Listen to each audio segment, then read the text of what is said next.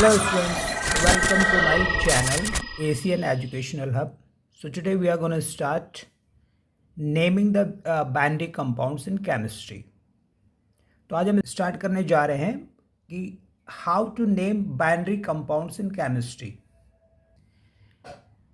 Binary compounds क्या होते हैं? Binary compounds are chemical compounds composed of two different elements, यानी कि ऐसे कंपाउंड्स जिनमें दो अलग अलग टाइप के एलिमेंट्स को कंबाइन किया जाता है, उनको बोलते हैं बाइनरी कंपाउंड्स. बाई मिस होता है टू. अब बाइनरी कंपाउंड्स भी तीन तरह के होते हैं. एक तो होता है बाइनरी आयोनिक कंपाउंड्स, है ना, इसमें आयंस का कॉम्बिनेशन बनता है.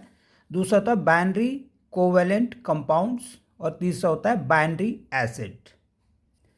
अब देख लेते हैं बाइनरी आयोनिक कंपाउंड्स क्या होते हैं, है ना. आयंस का जो कॉम्बिनेशन होता है उसको बोलते हैं बाइनरी आयोनिक कंपाउंड्स. तो इसमें जैसे मेटल है और नॉन मेटल को हम ऐड करते हैं, यानी कि मेटल और नॉन मेटल का जो कॉम्बिनेशन होता है उसको हम बोलते हैं binary ionic compounds. For example जैसे NaCl है, सोडियम क्लोराइड है, तो ये एक बाइनरी आयोनिक कंपाउंड है.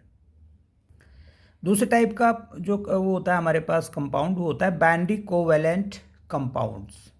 इसमें नॉन मेटल और नॉन मेटल का कॉम्बिनेशन होता है, जैसे कार्बन डाइऑक्साइड CO2, तो ये होता है बाइनरी कोवेलेंट कंपाउंड्स. और तीसरी टाइप का जो कंपाउंड होता है बाइनरी एसिड्स. इसमें क्या होता है, हाइड्रोजन प्लस नॉन मेटल होता है, जैसे HCl. तो इस वीडियो में हम देखेंगे केवल बाइनरी आयोनिक कंपाउंड्स का जो कॉम्बिनेशन होता है, यानी कि जो कंपाउंड्स बनते हैं उनका नाम हम कैसे देते हैं. तो बाइनरी आयोनिक कंपाउंड्स जो होते हैं उसमें होता है मेटल और नॉन मेटल. मेटल्स जिनको हम कैटाइंस भी बोलते हैं क्योंकि इनमें पॉजिटिव चार्ज होता है, और नॉन मेटल्स जिनको हम एनाइंस बोलते हैं क्योंकि इनमें नेगेटिव चार्ज होता है. तो पॉजिटिव चार्ज वालों को हम बोलते हैं कैटाइंस यानी कि मेटल्स, और नेगेटिव चार्ज जिनमें होता है उनको बोलते हैं हम एनाइंस यानी कि नॉन मेटल्स. जैसे मेटल्स और नॉन मेटल्स यानी कि कैटाइंस और एनाइंस का हम थोड़ा सा ग्रुप देख लेते हैं. जैसे सोडियम मेटल है, क्लोरीन नॉन मेटल है, पोटेशियम मेटल है, और ब्रोमीन नॉन मेटल है यानी कि एनाइन है, कैल्शियम मेटल और nitrogen non metal, magnesium metal है और आयोडीन नॉन मेटल है. तो बाइनरी आयोनिक कंपाउंड्स का जो नेम देना है उसके लिए कुछ रूल हैं, है ना. सबसे पहला रूल ये है कि द मेटल यानी कि कैटायन इज रिटन फर्स्ट. सबसे पहले हमने मेटल का जो नाम है, उस एलिमेंट का जो नाम है वही लिखना है, यानी कि जो कैटायन का नाम होगा, एलिमेंट का जो नाम होगा उसी को लिख देना है और पहले उसे लिखना है ना. सेकंड में हमने क्या लिखना है, नॉन मेटल, यानी कि पहले मेटल का नाम और उसके बाद लिखना है हमने नॉन मेटल का नाम. नॉन मेटल का अगर हम नाम लिखेंगे तो उसमें हम IDE और ऐड कर लेते हैं, है ना. सेकंड रूल ये है कि नॉन मेटल का नाम है होगा उसमें IDE, सफिक्स IDE यूज़ करते हैं. अब हम मेटल को ही फर्स्ट क्यों लिखते हैं? मेटल को हम फर्स्ट इसलिए लिखते हैं कि we always write the elements first which have lower number of valence electron, यानी कि वैलेंस इलेक्ट्रॉन जिसमें कम होते हैं उनको हम पहले लिखते हैं, और वैलेंस इलेक्ट्रॉन जिनके ज़्यादा होते हैं उनको हम बाद में लिखते हैं. तो कम किसके होते हैं, मेटल के, तो मेटल को हम लिखते हैं पहले. जैसे हमारे पास वैलेंस इलेक्ट्रॉन है 1, 2 और 3, है ना. तो 1, 2 और 3 होंगे तो ये इलेक्ट्रॉन जल्दी लूज कर लेंगे, तो ये क्या होते हैं, मेटल्स. और 5, 6, 7 वैलेंस इलेक्ट्रॉन होंगे, अगर आउटर सेल में 5 और 6 और 7 वैलेंस इलेक्ट्रॉन होंगे तो इनको गेन करने में आसानी होगी, तो इनको हम बोलते हैं नॉन मेटल्स. और जिसका वैलेंस इलेक्ट्रॉन क्या होता है 4, तो वो क्या करते हैं, शेयर करते हैं इलेक्ट्रॉन्स, और उनको हम बोलते हैं मेटलॉइड्स. तो पहला एग्जांपल देख लेते हैं, जैसे मेटल और नॉन मेटल का कॉम्बिनेशन का. जैसे मेटल हमारे पास है सोडियम और नॉन मेटल है क्लोरीन.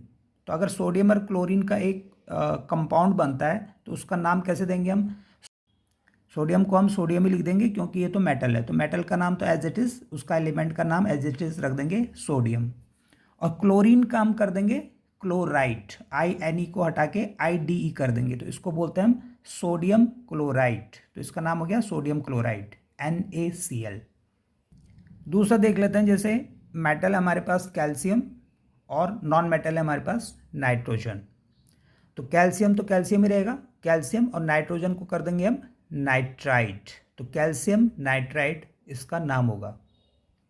नेक्स्ट एग्जांपल है जैसे कैल्शियम प्लस क्लोरीन, तो कैल्शियम ही रहेगा और क्लोरीन का हो जाएगा क्लोराइड, तो इसका नाम होगा कैल्शियम क्लोराइड। ऐसे अगर कैल्शियम के साथ ऑक्सीजन का रिएक्शन होता है, यानी कैल्शियम के साथ कॉम्बिनेशन होता है ऑक्सीजन का, तो हम इसको बोलेंगे कैल्शियम, ऑक्सीजन का कर देंगे ऑक्साइड, तो कैल्शियम ऑक्साइड।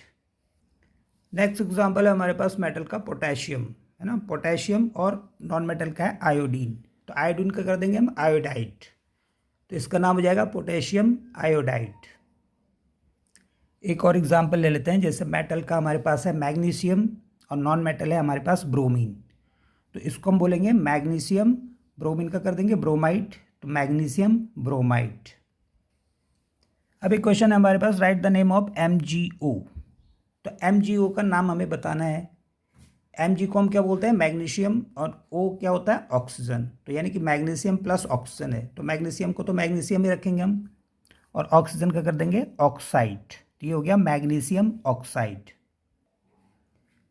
नेक्स्ट क्वेश्चन है जैसे right the name of FeCl2 and FeCl3, तो यहाँ पे दो है हमारे पास कंपाउंड, FeCl2 और FeCl3।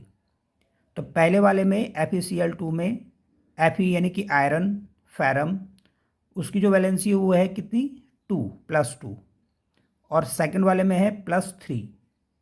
तो जब आयरन की यानी कि फेरम की दो वैलेंसीज होती हैं हमारे पास, तो +2 को अगर हम नाम देंगे तो उसको देंगे हम फेरस, या इसको बोलते हैं आयरन सेकंड, है ना, ब्रैकेट में सेकंड भी लिख देते हैं क्योंकि इसकी वैलेंसी 2 है।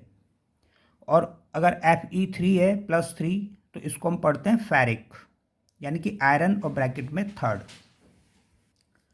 तो FeCl2 का नाम क्या होगा, Fe क्या होता है, फेरम, उसका नाम फेरम होता है, लेकिन क्योंकि इसकी वैलेंसी 2 है तो इसको हम बोलेंगे फेरस, तो फेरस हो गया, और Cl को बोलते हैं हम क्लोरीन, तो इसका हो गया क्लोराइड, तो फेरस क्लोराइड, या इसका दूसरा नाम होता है आयरन सेकंड क्लोराइड।